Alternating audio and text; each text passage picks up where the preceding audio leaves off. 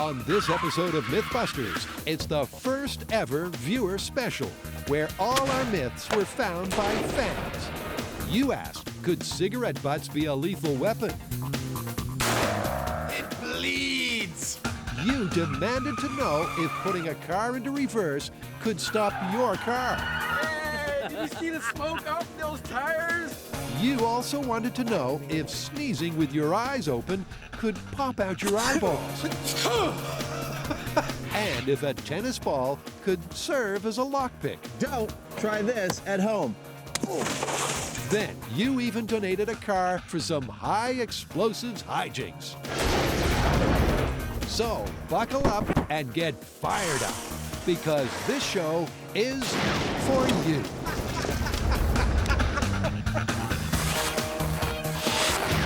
Who are the Mythbusters? Adam Savage. Ow, ow, ow, ow, ow. And Jamie Hyneman. It's almost too exciting. Wow! Between them, more than 30 years of special effects experience. Cue dramatic music. Joining them, Carrie Byron, Grant Imahara, Danger! Warning! Warning! and Tori Belleci. $10. They don't just tell the myths, they put them to the test.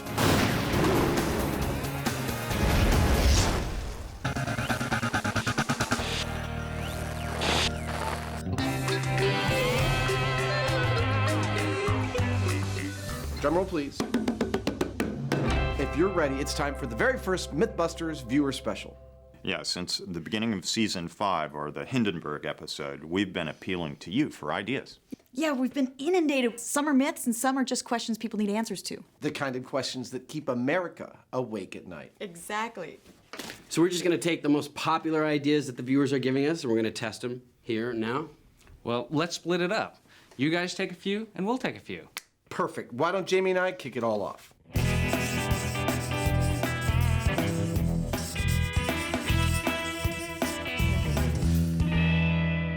Are you ready for this? We're just about to do the most requested myth ever in the history of Mythbusters. Over 10,000 people have asked us to take this one on. What? Okay, quite simply put, and I can tell you're really excited, but calm down. Okay, here it is. That if you sneeze with your eyes open, your eyes will pop out of your head and roll across the floor. Get out. Swear to God. Now, thanks to the viewer requests, we're gonna take it on.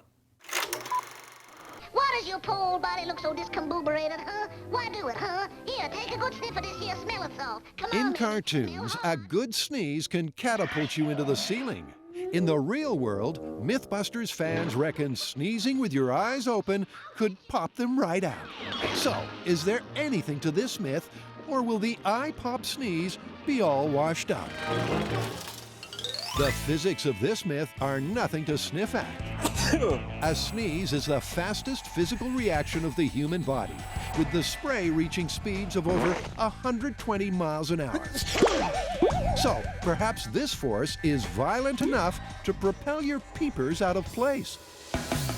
For viewer myth number 1, the team gets straight into capturing some chews. The setup is pretty straightforward. Your basic grid, which we love to put behind all our high-speed shots. Then Jamie and I need to sit in a chair in front of the high-speed camera and generate a sneeze. Hold our eyes open while we're doing it. The high-speed should make it absolutely clear if we're successful, and that should answer this question. Yep, it really is that simple. So, who's first for the sneeze shooting range? So, have you ever tried to make yourself sneeze? No, I get boogers all over my mustache. Despite his snot rocket reservations, Jamie takes the hot seat. And to induce sneezing, Adam tries a well-known tickly tactic. Does that help at all? No, it's me off, though. The Hyneman isn't moved. So they try something from the cartoons. Pepper up the nose, perhaps with eye-popping results. My experience in the past with pepper, plain old black pepper, it makes me sneeze. So, what is it about pepper that makes you sneeze? Well, pepper, whether it's white, black, or green, has an alkaloid of pyridine called piperine, and this irritates the nerve endings underneath your mucous membranes, and it wants to get it out of there. So your nose wants to get the irritant out, and the only way it knows how to do that is to sneeze? That's pretty much it. All right. That is pretty much it. But for Jamie, it's just not working. It actually kind of makes me want to cough instead of sneeze because it's burning all the way down my throat. Hey! Gesundheit. But unfortunately, there's a problem. Eyes totally closed. He lost his concentration. Eyes are totally closed. Oh, there's a little silvery booger there too, right on his big old stash. It glints in the light. For this test, Jamie needed to keep his eyes open. But in the heat of the moment, he couldn't overcome the sneeze reflex. Well, dude, your eyes are closed there. I think we need another shot at this. I've got too much pepper in the system. I don't think I can do any more. All right, well, I'll give it a shot. Okay. Maybe Adam can keep his eyes on the prize. Good luck, buddy. Here we go. I just had one of those, what the hell are we doing moments. Just like Jamie, Adam takes a big whiff of the pepper.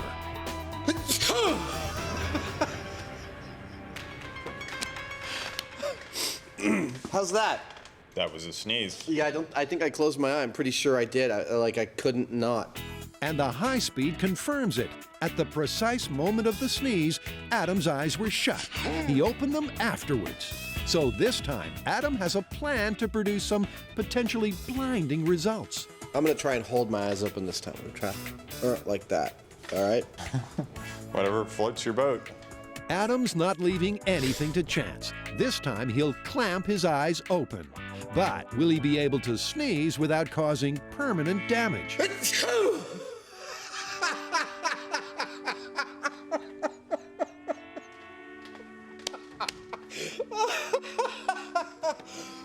Oh my God, I think I was able to hold them open. And before Adam can blink, there's another sneeze on the way. Good job, you did it again. Thank you. Yep, it's another world first for Mythbusters science. The high speeds confirm Adam definitely held his eyes open for both sneezes. And there was no bulging or eye popping in sight. Oh my God, that's awful. Those eyes don't look like they're bulging out at all. No. No. Well, they do, but they normally look that way when you peel the eyelashes back. Viewer myth number 1 is looking ready to bust. That's pretty definitive. I mean, I couldn't do it, but you sure as heck did. You did it twice. Yeah, it's looking pretty busted, but because the fans asked so many times, I'd really like to wrap this up with an expert opinion. The Mythbusters are going all out for the viewers. So Adam heads to UCSF, where ophthalmologist Jackie Duncan can set him straight. That's just it. I'm sure that when the fans hear this question, they're thinking that you go, achoo, and your eye goes boink, boink, boink, boink. I mean, could your eye actually pop all the way out of your head? Well, that's almost impossible. There are a number of things holding your eye in your head.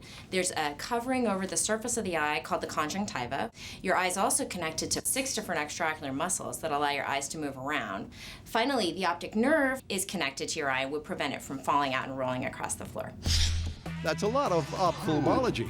But what it means is no matter how hard you blow, your eyes aren't going to go anywhere. There you have it. I mean, I couldn't do it, but you sure as heck did, and you did it twice. You sneezed, you held your eyes open, and no eyeballs came out. Here they are. Yeah, you asked for it, and we did it. This one is totally busted. It's busted.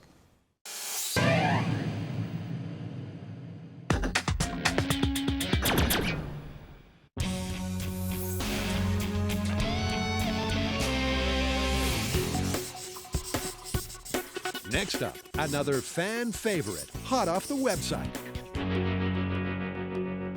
Our next viewer myth is a classic, and that is, can you stop a car by throwing it in reverse? And to test this, we've come to one of our favorite places, the runway at Alameda. We've gotten 2 donated cars, because we're pretty sure they're not gonna survive. You ready to wreck these cars? Let's do it! This viewer myth is not recommended for your car.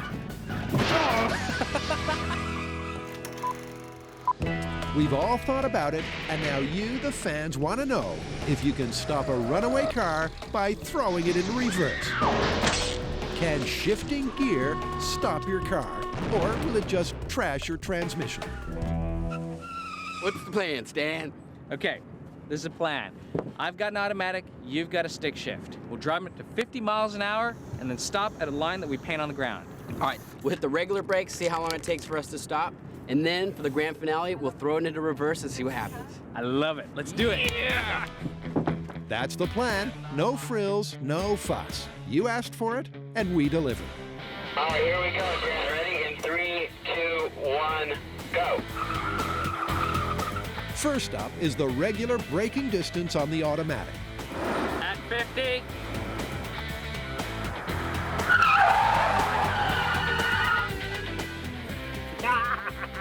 Oh my God! Dang, did you see the smoke off those tires? Do I have any tires left? You do, but they're all on the asphalt. So, how do Grant's skid marks measure up? 61, 2, 3, 4, 5, 65 feet. 65 feet to bring the automatic to a dead stop with the brakes. In 3, 2, 1, go! Tori accelerates to 50 miles an hour. And when he hits the stop line, he slams on the brakes.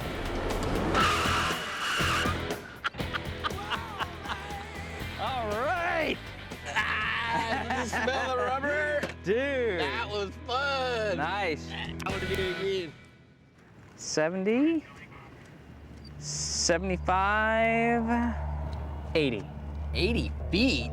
80 feet with the regular brake pedal. 80 feet for the manual and 65 feet for the auto ain't bad. Them's the brakes. But what happens when you shift into reverse?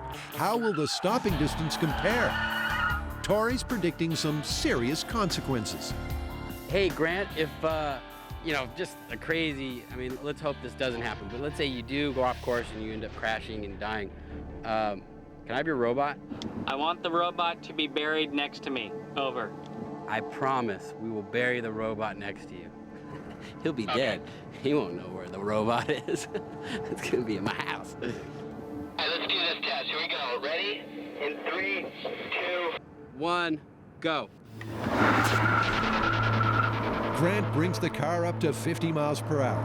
When he hits the white line, instead of hitting the brakes, he'll shift into reverse, just like you asked, and try to stop the car. Or at least, that's the theory. That's interesting. But that's not exactly the photo finish the guys were expecting. Buddy, it doesn't look like you did anything. Nope, it's in reverse. The check engine light's on, the battery light's on. I'm still coasting. That was the most underwhelming outcome I've ever seen on this show.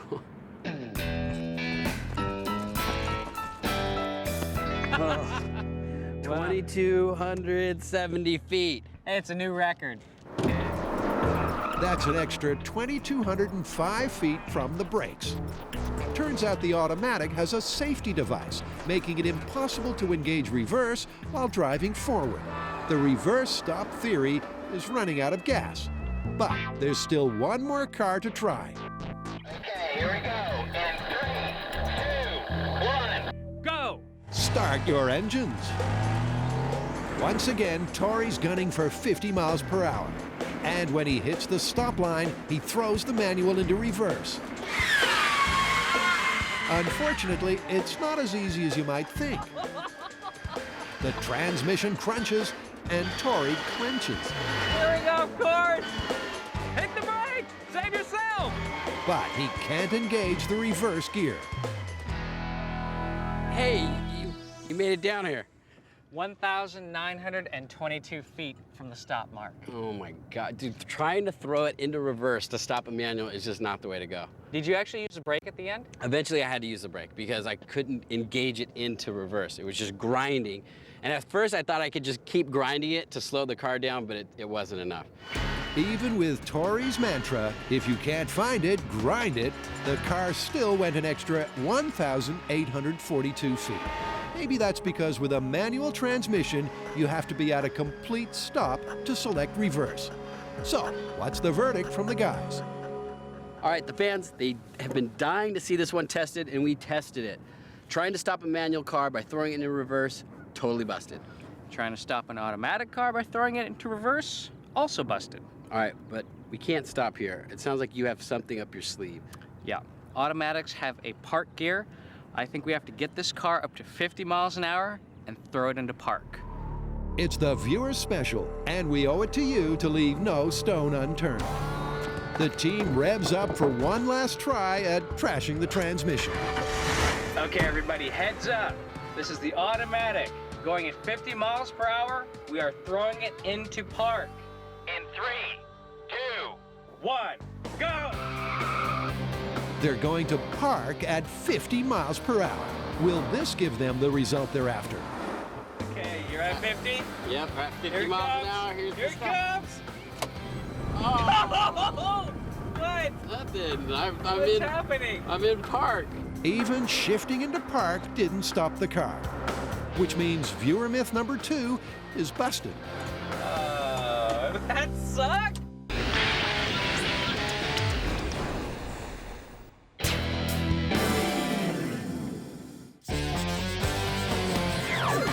And now for something completely different. Mythbusters viewers like nothing more than a good bang. Be it an annihilated avalanche, Oh, look at that. detonating denim, or a cement truck turned torpedo.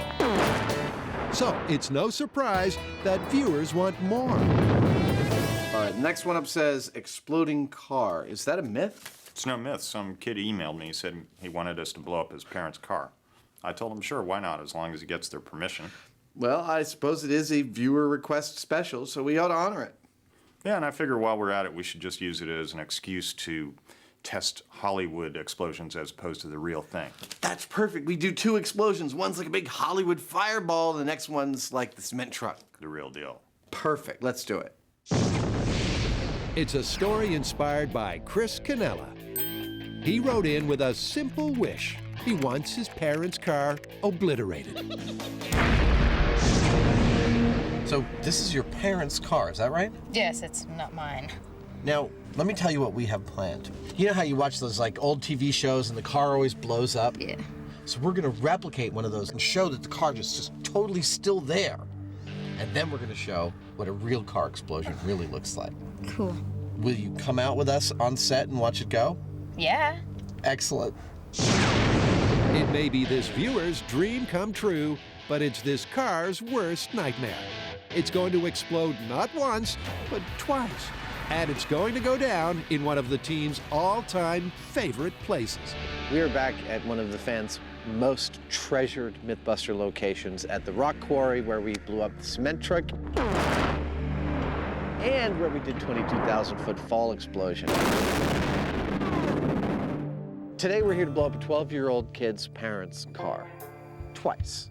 First time, it's gonna be a movie-style explosion, like from the 70s TV shows that you grew up with. The second time, it's gonna be a real explosion and there's gonna be nothing left. So the team's hoping for some car carnage, and retired FBI agent Frank Doyle is just the man for the job. We're going to fix it. We're going to do some instantaneous repair. As the bomb techs get technical, prepping the car for the Hollywood-style boom, Adam's pulling out all the movie cliches. Here's how it's going to set up. Camera's going to be right where camera is right now. Car's going to blow up. I'm going to be running. Oh, and I'm going to be diving, hopefully in midair as the explosion happens, and land safely on these mats. Then I get to live out my fantasy as a stuntman. With Adam adamant he's playing the role of stuntman, Jamie wants to first take a few safety precautions. So Adam, if you want to do that shot where you're running away from an explosion, Yeah. and the explosion's in the car. I don't want any glass in my backside. Exactly, that's what I was thinking. Maybe I should take the windows out, huh? Yeah, can I do one? Okay, sure. Don't try this at home. With the glass out the window, the bomb squad takes care of the rest. This type of stunt is all about the visual effect. The main thing that people are going to be seeing here is just gasoline burning. Now, we are using explosives, but it is only to place under the gasoline to vaporize the gasoline and make it easier for the gasoline to burn. That's the theory. And with the gas in place, everything's ready for some movie-inspired mayhem. So, ready for a Hollywood-style explosion for your parents' car? Yeah, You got anything else you want us to blow up? aside from my other parents' car. Well, where is it? It's party time. Let's do this. You feel ready? Oh, yeah. All right, give me a high five. Excellent, let's go. With everything set, stuntman Adam does his stretches. And then it's go time. Burn a hole! 3, 2, 1.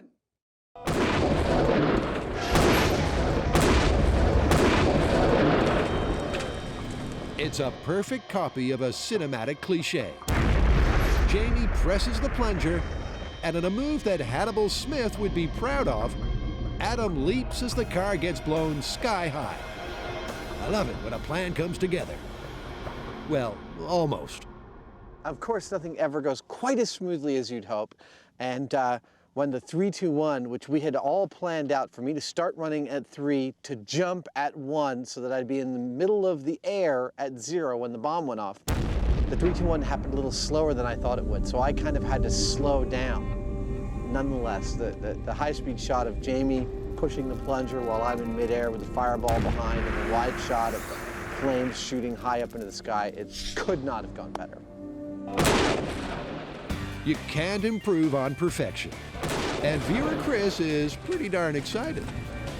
Right now, I pretty much feel like the happiest kid on earth, and this is just half of it. He's right, of course, because now it's time for boom number 2. What we just saw here, by my mind, is a classic Hollywood explosion. Somebody gets in the car, they turn the key, the car blows up. But when you look at the car more closely, it's still intact. All the structural stuff is here. The car is basically fine. The next thing we're going to do is put real explosives in this car, and the car is going to go away.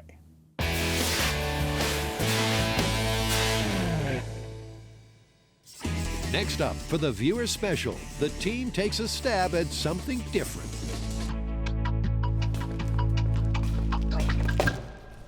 What's that? Your lunch? No. What is it? Remember when we did what's bulletproof? Yep. Well, the fans want to know what's stab proof. So what we're going to do is test different materials. We're going to do books, we're going to do paper money, and we're going to do coins, and we're going to see which stops a blade. In What is Bulletproof, the team set out to find what would stop a slug.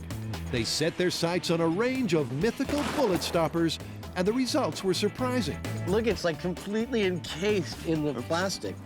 And now you, the viewers, want the team to pick up where they left off with 3 suggestions that may be stab-proof. So what's the plan? The plan is we'll dress the ham up in the shirt, and then we'll stick the different materials in the pocket, and then start stabbing away. So the ham will be the stab wound stand-in. And it'll be facing a fully sharpened modern blade. So what's going under the knife first? The first myth involves a modern knife, and the viewer's suggestion was a Bible. But a feeling that might be kind of offensive. We can't stab a Bible. So I'm going to use the Mythbuster Bible, the Pocket Reference Guide, which very sacred around here and about the same thickness as a Bible. And somebody would be carrying that in their pocket, wouldn't they? Yeah, I carry mine all the time. No Bible bashing for the Busters. For test 1, they'll find out what kind of protection the Pocket Reference provides. That stopped the blade. Let me try a little harder. I'm gonna do it again. Put your back into it. There you go. Good one. Did it penetrate the book? Penetrated the book.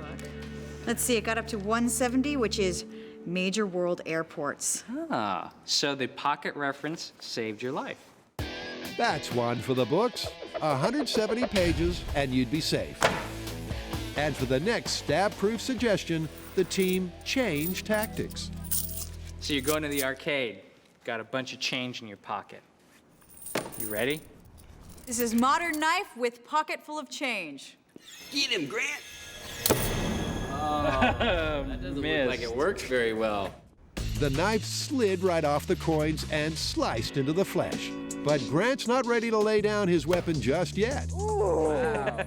The theory is that the metal coins should provide enough resistance to repel the blade. Okay, you know what? That's enough. That's enough. Okay. Coins don't seem to work very well. No, they just keep moving out of the way.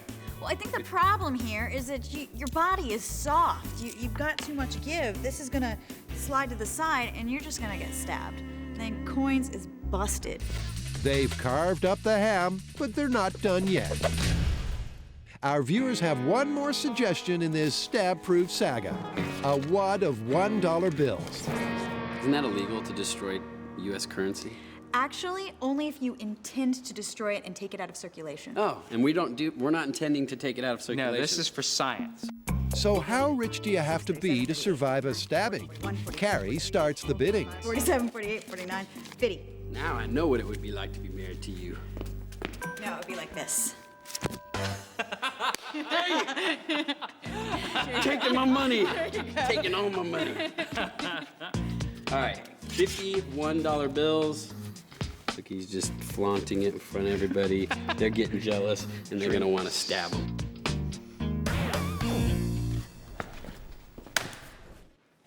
Whoa. Oh. Did it make it? I went right through. Okay. All $51 bills.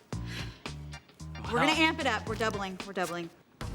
If you had 100 $1 bills stuck in your top front pocket. So if you were twice as rich, would you survive? Okay, ready? Yep. Oh! Moral of the story, carry small bills. This time the ham has a clean bill of health. So what's the price tag for protection? 51, 52, 53. So it looks like if you have enough paper money in your front pocket and you happen to get stabbed exactly right there, you could survive. $53 and you'd be safe. So there you have it, fans. You wanted to know what was stab-proof, and now you do.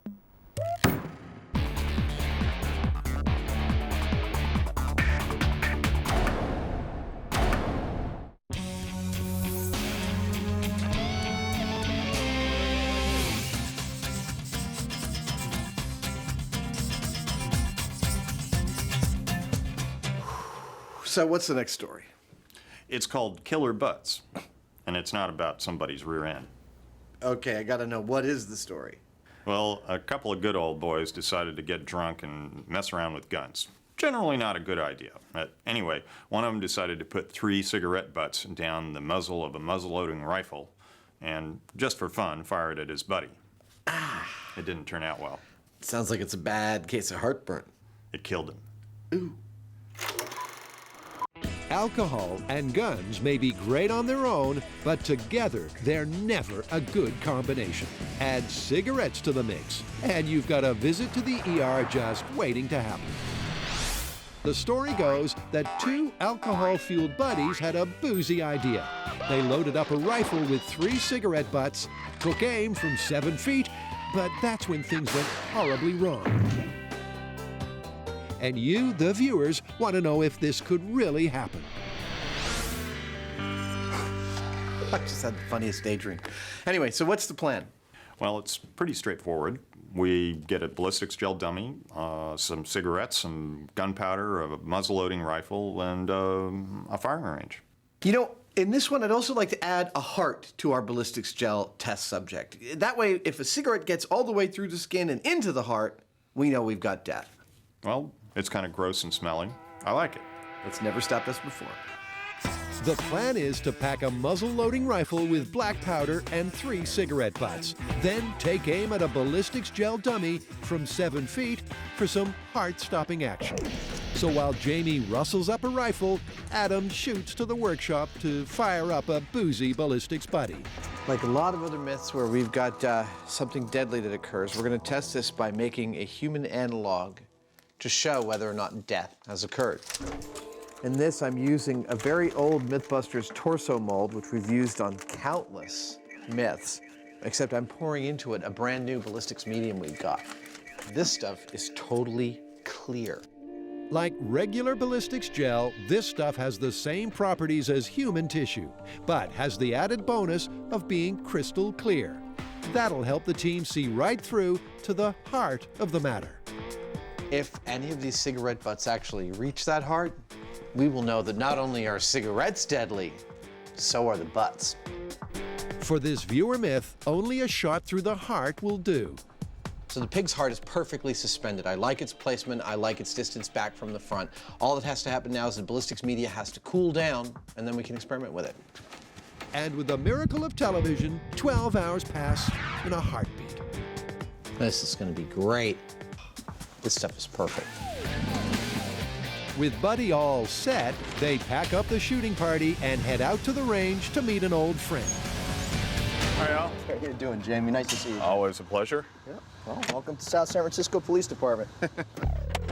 To test the killer butts, Adam and Jamie are back at the familiar ground of South San Francisco Police Department gun range. And to help them get fired up is Master Sergeant Alan Normandy. Al, we have a doozy for you today. Well, I'd love to hear this one. This one is a guy who decides to do an experiment with his .50 caliber black powder rifle. He loads it with the black powder charge, but instead of a bullet, he actually puts in 3 cigarette butts and shoots at a friend of his, killing his friend. Well, I always heard tobacco will kill you, but this is the first way that I've heard that's different from smoking it. So let's see.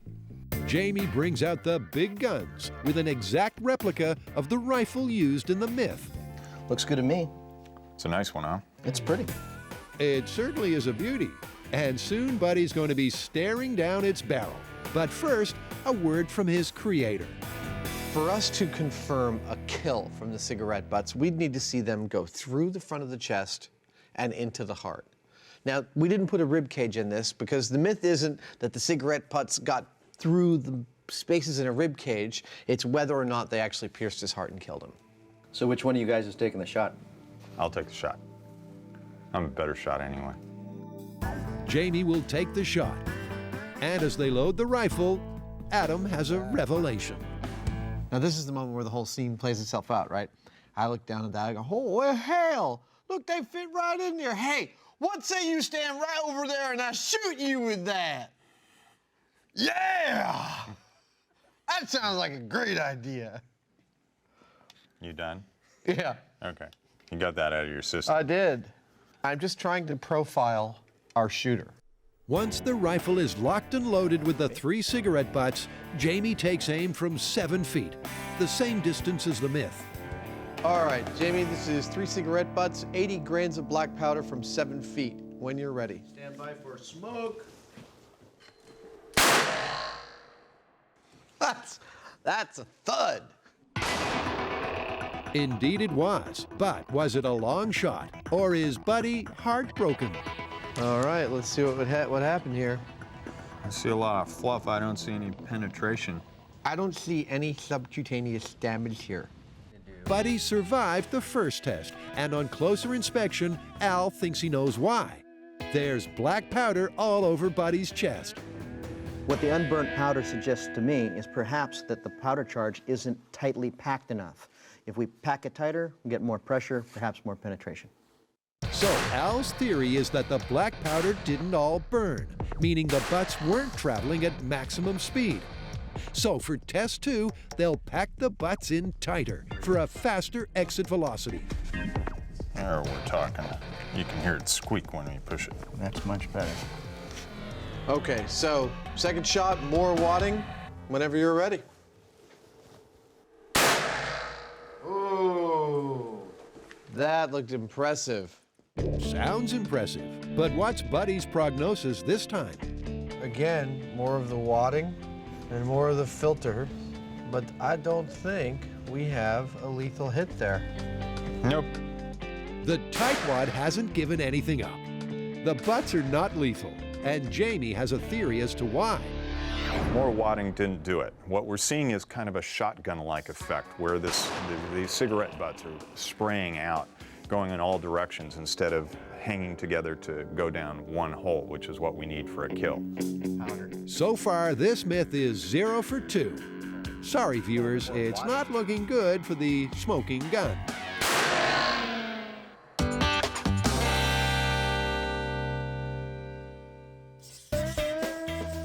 Next, the team serve up another viewer myth. So this one's being talked about by thousands of fans. There are mythical ways to open your car door locks when you don't have your keys. All you do is you take a tennis ball, you cut a hole in it, stick the hole over the car lock, and press it as hard as you can. And somehow, the air pressure will unlock your car door. Well, this sounds just crazy, so why don't we just go ahead and try them? No, they're not making this up. It's an ace viral video from the internet, scoring millions of hits. And it goes something like this. A humble tennis ball serves as a lockpick. With a small hole cut into the ball, the leading lady holds the hole to the lock, squeezes the ball, and hey presto, the car unlocks. So, does this actually work? Tori gets the balls rolling. Okay, what do you got? All right, so I looked at the video, and she had cut a hole about this size. And what they're saying is the air pressure is opening up the car door lock. The pressure from the ball. From the air pressure from inside the ball. So what I'm thinking is, if it's about air pressure, I cut another smaller hole in this tennis ball, and hopefully that'll give us a stronger stream of air. That's all they need. 2 tennis balls, 2 different air pressures, and of course, the lock. Okay, so just like in the video, electronic door lock, go for it. Okay, so we'll do the big hole first. And she said, all you need to do is push it as hard as you can. Wow, it's not working. It looked like I'm doing it the same way. It's love one for the tennis ball. But perhaps the ball with the smaller hole and greater air pressure will pop the lock. You want to try the smaller hole? Yeah, go for it. Not exactly open sesame. That's game, set, and match for the car. But the team aren't ready to stop play just yet. So let's take apart what exactly you think people would think this works by. I think it's all about air pressure. All right, well, why don't we get the shop air and just shove it into the lock and blow. Making a complete seal around the key lock, so see if air pressure can at all open the lock. Sounds like a plan. After all, if it's worth doing, it's worth overdoing. With a perfect seal, they'll pump in 100 psi of shop air. And if anything is going to jimmy the lock, it's this. All right, Grant. Okay. Blow us away. So this will be the ideal case for opening the lock with air pressure. Got compressed air and a really good seal. Ready? Despite pumping in more than 10 times the air pressure of the tennis ball, the car stays secure. Well, I think that was pretty definitive. Sorry, viewers, but the tennis ball opening the car lock is busted. And even ideal seal air pressure won't open the car lock. You know, they did it in the video, though. How do you think they did that? I think we should show the viewers how we think they did it in the video. Cut to Mythbusters Masterpiece Theater, where with some editing genius, we can show you exactly how it was done. Carrie puts the tennis ball to the lock, and hey presto, the door unlocks. But didn't they just bust tennis balls? Yes, they did. It's not the tennis ball, it's actually Tori, behind the camera with the key. Just goes to show, and this is important, you can't believe everything you see on the internet, which means that's another viewer myth busted.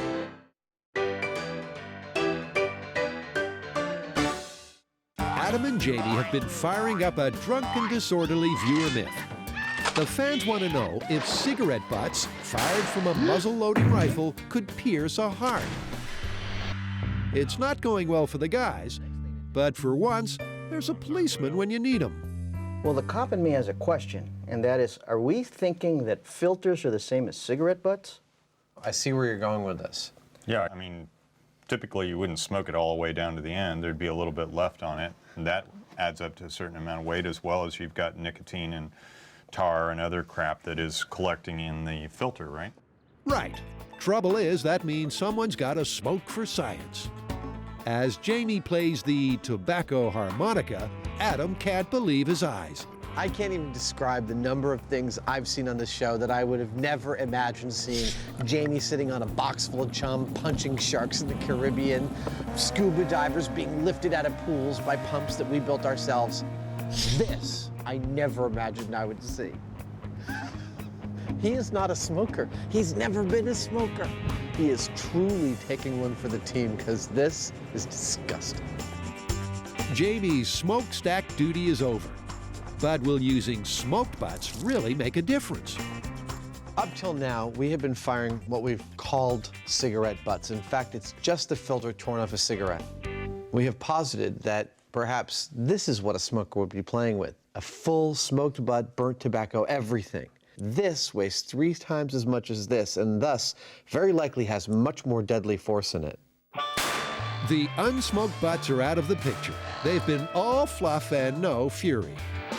Maybe the smoked butts will prove to be deadly. All right, 3 pre-smoked butts. That is nasty. So this is pre-smoked butts, 3 of them, same amount of wadding as last time at 7 feet. All right, we're ready to fire. As the smoke clears, the guys go in for a closer look. Oh, wait, there's definitely some real skin breakage here. Yeah, that looks like that might have gone in about 1/4 of an inch. There's some penetration, but it's certainly not lethal. Yeah, he'd be bleeding, that's about it. So what's next? Well, I'm starting to think we've replicated all the technical details, and I think they might have been lying about the distance that they shot at. I'd say we move to point-blank range. Okay. This is the final chance for this viewer myth. If the butts at this range don't break Buddy's heart, then it's busted. We're down to our last option, which is just to move in point-blank range, because it's not working from 7 feet. And I can't help but think that all that energy coming out of that gun muzzle is going to do something to this if we're close enough. Jamie moves in for the kill. Trigger's set. Okay, everybody ready? Ready.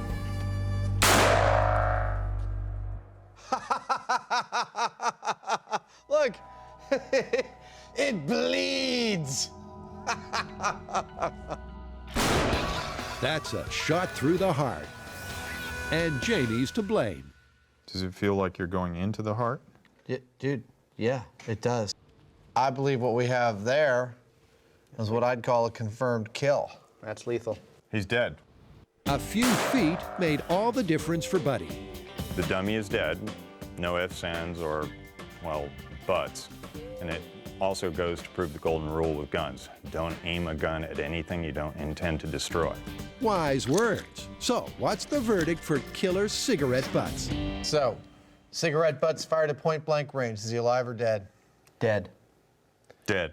That makes the status of the myth? Confirmed. Yeah, totally. Let's get out of here. Let's do it. I'm gonna go rinse my mouth out.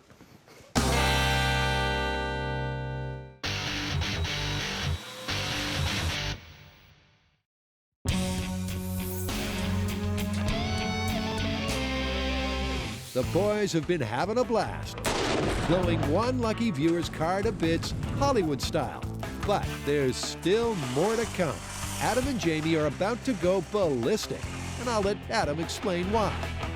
So, if you haven't been paying attention, here's where we stand so far. A viewer, a kid, wrote in and asked us to blow up his parents' car. We figured, why not do a real explosion of a car, but also show how Hollywood does it? So, for the first blast, we placed a couple gallons of gasoline with a little bit of explosives in this car and shot a big fireball, but not much destruction. Now it's time to make this car go away, so we have put many hundreds of times the explosives in the same spot as the gasoline and another batch under the hood, just for good measure. I'm about to retreat to our detonation zone, and we're gonna make this car disappear. But before plunging the plunger, the boys first get a taste of things to come, thanks to tour guide Frank Doyle. How's it going, Frank? Hey, okay, guys. Give you the tour here. Under the hood, we are doing the tune-up with a large bag of blasting agent there. You can see. And then moving on down here, we'll close that up. And moving on down to the interior of our vehicle here, we have a quantity midship here, and then another quantity on the back beam here. And with all of this, we would project that it's going to go away. It's going to go away. All right, where do you want us to be for this one? A long way away. Okay. Yeah, a long way away. Well, we've got a hill about 1,000 feet distant. Is that far enough? Hey, we're all set to go, and that should be perfect. Terrific. And all that really leaves is a chance to hear those Mythbusters predictions. Percentage of the car that will be remaining when we're all done with this, 5 to 10%. Strewn over about a 300-foot radius. The experience, priceless. For this task, we've picked a relatively slow and powerful explosive, so we're more into pushing and heaving and tearing. So when we detonate this, it will cause the car to go in 360 degrees. The words smash and smithereens spring to mind. Well, Chris, I think it's about that time. Are you ready? How about you watch the thing through these things? Make sure, go ahead and check it out. Make sure you got a good beat on the car. Fire in the hole! Fire in the hole! 3, 2, 1!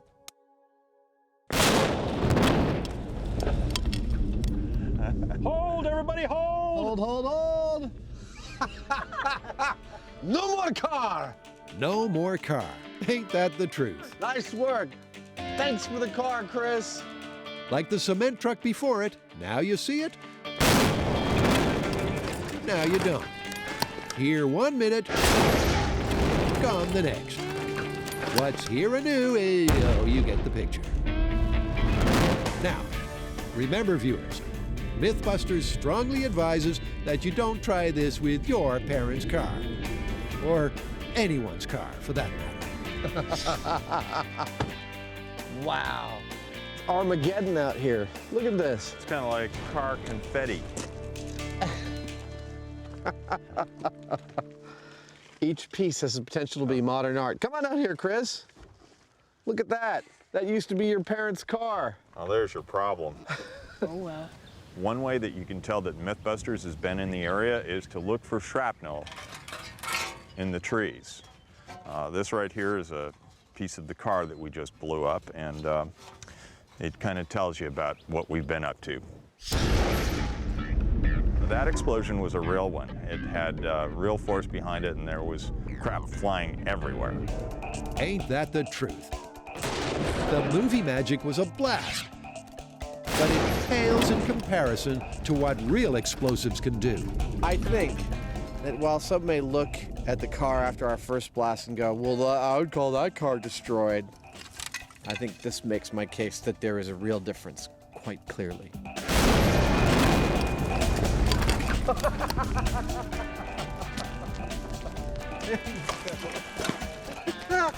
Steering wheel still works, though. Frank's left the car well and truly destroyed. And viewers, given that this is your show, this repeat is for you.